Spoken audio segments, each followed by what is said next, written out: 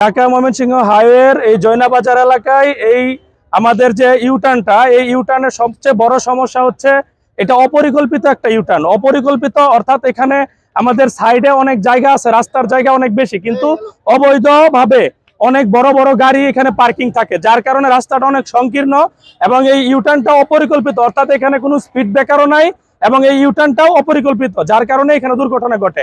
আর এর আরেকটা কারণ হচ্ছে এখানে পার্শ্ব সড়ক আছে এবং দুইটা জ্বালানি পাম্প আছে।